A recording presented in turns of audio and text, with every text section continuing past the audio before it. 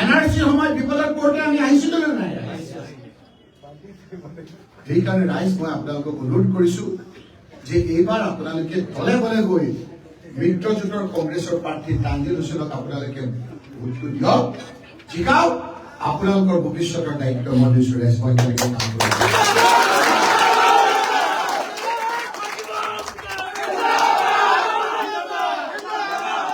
এতিয়া আহিল আঁচনিৰ কথা। আঁচনি কল্পতৰু, অৰুণোদয়, ঘৰ। আমাৰ দিনত আঁচনি দিছিলে নে নাই ৰাইজ?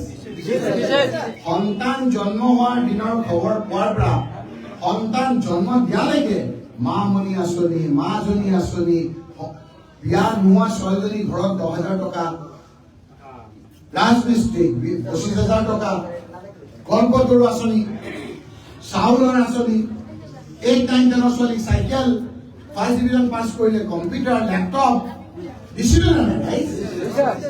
এতিয়া আকৌ অৰুণোদয় কাটিব। কাৰ হক আছে অৰুণোদয়? এটা অৰুণোদয় কাটিব নোৱাৰে ৰাইজ। বৰঞ্চ নিৰ্বাচনৰ পিছত ইয়াৰ MLA আমি কংগ্ৰেছ দলে ঘোষণা কৰিম যে 1200 টকাৰ ঠাইত আমি আপোনালোকক তাতকৈ 4 গুণ দাম বেছিকে আমি দিম ৰাইজ। পোৱা নাই ন্যায্য প্ৰাপ্য যিসকলক দিয়াৰ দায়িত্ব মই ৰখিব লৈছো। এটা দিম ৰাইজৰ এটা দিম। কিন্তু এই 1200 টকা দি আপোনালোকৰ পৰা কিমান বস্তু কিমান লৈ গৈছে খবৰ কৰকচোন, আমি দেখা পাওঁ। দালিৰ দাম কিমান এতিয়া? দালিৰ দাম 20 টকা। আগতে কিমান আছিল? 40 টকা 50 টকাৰ দালি আজি 120 টকা।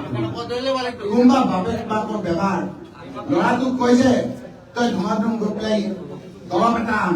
ল'ৰাটোৱে স্কুটাৰখন লৈ গৈছে, হেলমেটটো পিন্ধিব পাহৰিলে, লগে লগে কৈছে 1000 টকা ফাইন দিয়ক। কয় নে নকয়?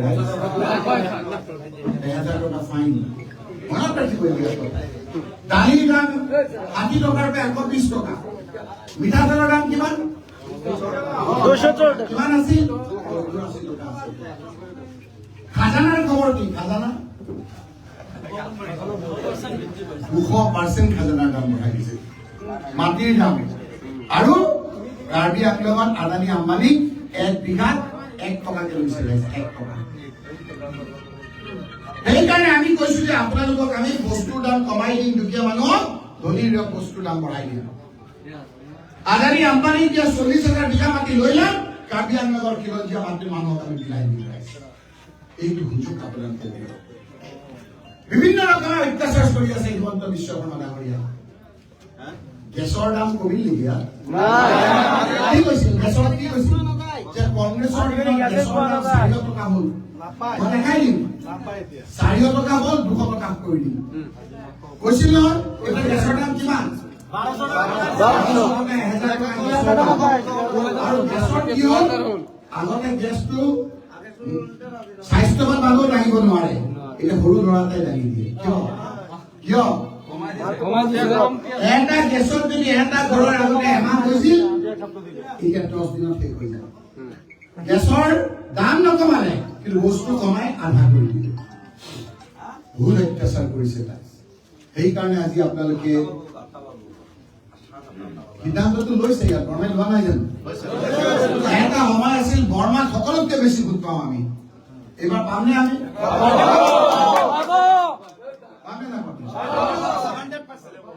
মোৰ নিজৰ ল'ৰা ছোৱালী মুখবিলাকৰ নামবিলাক কৈ দিম নেকি? মই চবৰে নাম কম নেকি?